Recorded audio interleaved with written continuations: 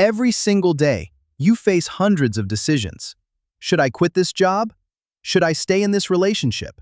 Should I chase that dream or ignore it and play it safe?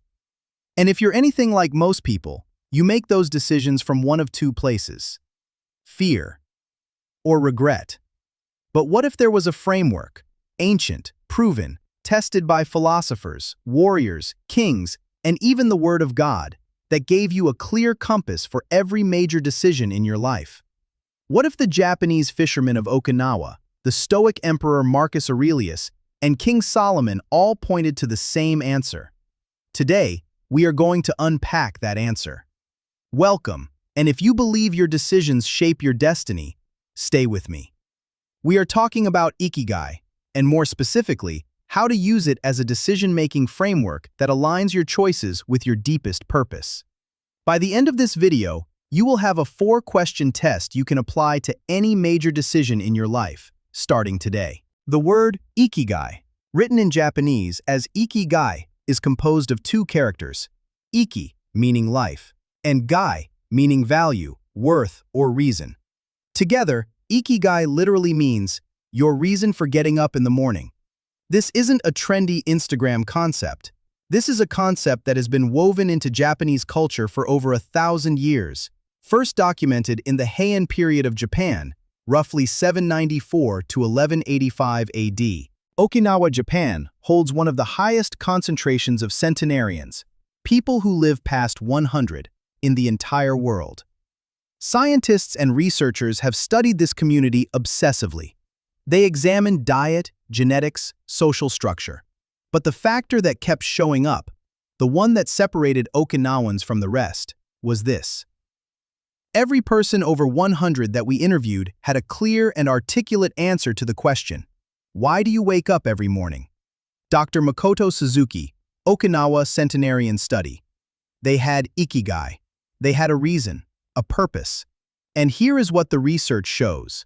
People who have a clear sense of purpose make better decisions.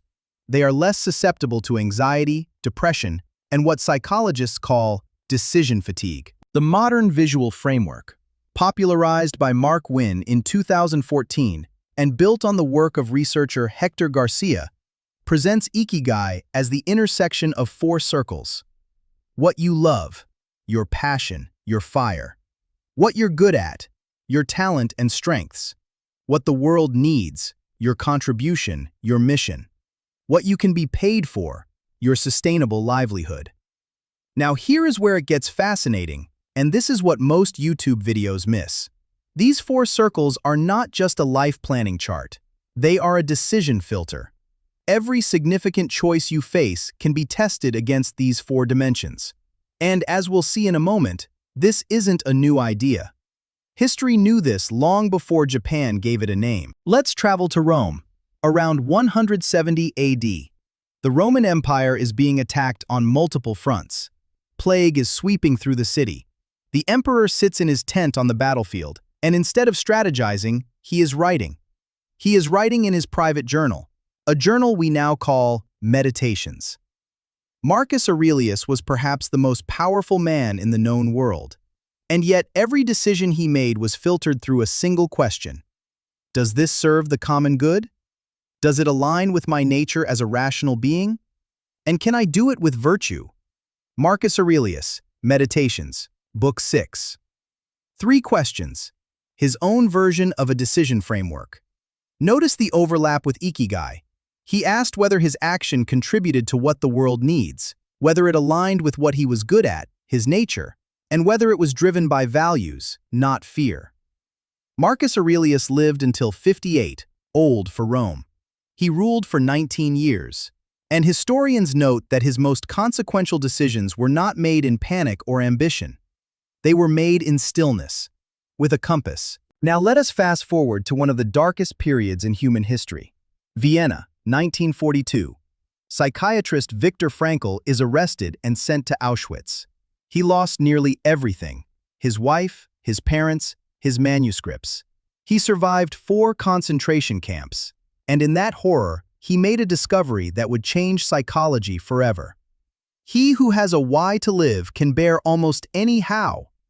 Viktor Frankl, Man's Search for Meaning. Frankl observed that the prisoners who survived the longest, psychologically and often physically, were not always the strongest. They were the ones who maintained a sense of purpose, a reason, an Ikigai. He developed a discipline called logotherapy, therapy through meaning, rooted in the belief that every human being's core drive is not pleasure, not power, but meaning. And here is what this means for decision-making. When you are anchored in your purpose, your Ikigai, you can make decisions under extreme pressure. Frankl did. When you are not anchored, even small decisions feel paralyzing. Before Ikigai, before Frankl, there was Aristotle, writing in Athens around 350 BC. Aristotle's concept of eudaimonia, often translated as happiness, but more accurately meaning human flourishing, was built on a simple idea. Happiness is the activity of the soul in accordance with virtue. Aristotle, Nicomachean Ethics. Aristotle believed that a good life, and by extension, good decisions, flowed from what he called your telos, your ultimate end, your final purpose. He argued that when your daily actions are aligned with your telos, your highest purpose, decision-making becomes almost natural. Moral clarity follows purposeful living. Aristotle, Frankl, Marcus Aurelius. Different centuries, different cultures, all pointing to the same truth. Know your purpose first, and your decisions will follow. Now let us open another dimension, one that for billions of people carries the deepest weight. The Bible. Long before the Japanese named it Ikigai, and before the Greeks called it eudaimonia, the Hebrew wisdom tradition had its own framework for purposeful decision-making. Trust in the Lord with all your heart, and lean not on your own understanding. In all your ways submit to him, and he will make your paths straight. Proverbs 3:5-6. Notice what this verse is actually saying about decisions. Do not lean on your understanding alone, meaning, do not make decisions purely from fear, ego, or short-term thinking. Submit your ways, meaning, test your choices against a higher purpose than yourself. And then, your paths will be made straight. Clarity will follow. This is the biblical Ikigai. Surrender your decision to what is greater than you, and the right path emerges. No one in the ancient world illustrates the danger of purposeless decision-making better than King Solomon. Solomon was the wisest man of his era. He had unprecedented wealth, an international reputation, 700 wives, 300 concubines, massive construction projects, and the favor of God. He had every circle of Ikigai filled. He was gifted, he was compensated beyond measure, and he contributed to his nation. And yet, vanity of vanities, says the preacher. Vanity of vanities, all is vanity. Ecclesiastes 1:2. Solomon spent decades making decisions based on accumulation. More wives, more gold, more horses, more alliances, without ever returning to the one question that gives life meaning. Why? His conclusion, at the end of Ecclesiastes, is one of the most powerful alignment statements in all of literature. Fear God and keep his commandments, for this is the duty of all mankind. Ecclesiastes 12:13. After all the experimentation, after filling every circle of pleasure and accomplishment, Solomon's final Ikigai was a vertical one, alignment with God above all. His warning is still relevant today. You can have all the talent, all the opportunity, and all the resources, and still feel empty if your decisions are not rooted in your deepest why. Paul of Tarsus was, by all accounts, a high performer before his conversion. He was educated under Gamaliel, the greatest rabbi of the era. He was rising rapidly in the religious hierarchy of Jerusalem. He made decisions from a place of institutional approval, personal ambition, and zealous certainty. Then everything changed. After his dramatic encounter on the road to Damascus, Paul's entire decision-making framework was rewritten around a single purpose. For to me, to live is Christ and to die is gain. Philippians 1:21. Every decision Paul made after his conversion, whether to stay in prison, whether to write letters, whether to face execution, was filtered through that purpose. He found his Ikigai, and it made him, arguably, the most impactful writer in human history. His letters, written from prison cells, have shaped the lives of billions. Purposeful decisions, even in confinement, can change the world. Everything we have covered, from the hills of Okinawa to the prisons of Rome, from the corridors of Solomon's palace to Paul's prison cell, all of it points to this. Your best decisions come when they pass through all 4 dimensions of your Ikigai. So here is the framework. When you face any major decision, ask yourself these 4 questions. Question 1. Does this align with what I love? Not what you think you should love, not what your family told you to love. What genuinely energizes you? What makes you lose track of time? Marcus Aurelius called this alignment with your nature. Aristotle called this your telos. Paul called it running your race. If a decision moves you toward what you love, that is a green light on this dimension. Question 2.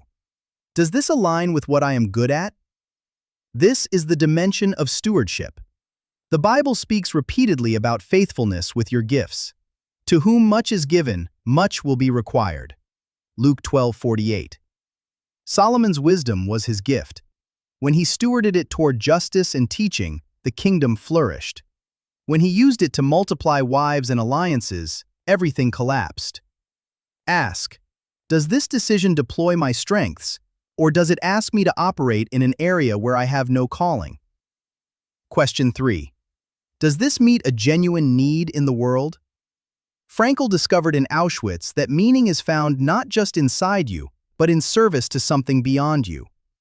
Aristotle said that the virtuous person acts for the common good, not just personal gain. And Proverbs 19:17 says, "Whoever is kind to the poor lends to the Lord, and he will reward them for what they have done." The question is, does this decision serve others, or is it entirely self-focused? A self-focused decision can still be the right one. But if none of your decisions serve the world, you will eventually feel hollow. Question 4. Is this sustainable? Can I pursue this long-term? This is perhaps the most practical filter of all. Good decisions are not just right, they are sustainable. Ecclesiastes 5:18 says, "This is what I have observed to be good, that it is appropriate for a person to eat, to drink, and to find satisfaction in their toilsome labor under the sun during the few days of life God has given them." Even the preacher, even Solomon, acknowledged that sustainability is part of wisdom. If a decision burns you out in 6 months, it may not be your Ikigai decision. Here is the rule. A decision that passes all 4 questions, passion, talent, world need, sustainability, is an Ikigai decision. It has the energy of purpose behind it. A decision that passes only 1 or 2, proceed with caution. You may be building on an incomplete foundation. A decision that fails all 4? Stop. That is not your path. And here is the beautiful thing. This is not a new productivity hack. This is ancient wisdom, validated across cultures, across centuries, across scripture. The Japanese named it. The Greeks defined it. The Stoics practiced it. The Bible commanded it. And now you can use it. Let me leave you with this. There is a man on the island of Okinawa, possibly alive right now, who is 102 years old. He wakes up every morning and tends his small garden. He is not famous, he is not wealthy, but he will tell you if you ask him. Exactly why he is alive. There is a letter in your Bible, written from inside a Roman prison cell, by a man who had been shipwrecked, beaten, and abandoned. And from that prison, because he knew his why, he wrote words that have guided human beings for 2,000 years. There is a philosopher who died in Athens over 2,000 years ago, who taught that the good life is not about comfort, it is about alignment. And there is you, right now, watching this video. You have decisions to make. And now you have a framework, not built from social media trends, but from the deepest wells of human wisdom and scripture. So here is your homework. Write down one major decision you are currently facing, and run it through the 4 questions. Passion, talent, world need, sustainability. See what happens. If this video helped you, please hit the like button. It takes 1 second, and it helps this channel reach more people who need this message. Subscribe for weekly videos at the intersection of purpose, history, and ancient wisdom. And drop in the comments, which historical figure from today's video resonated most with you? Marcus Aurelius, Viktor Frankl, or Solomon? I read every single comment. Until next time, live on purpose.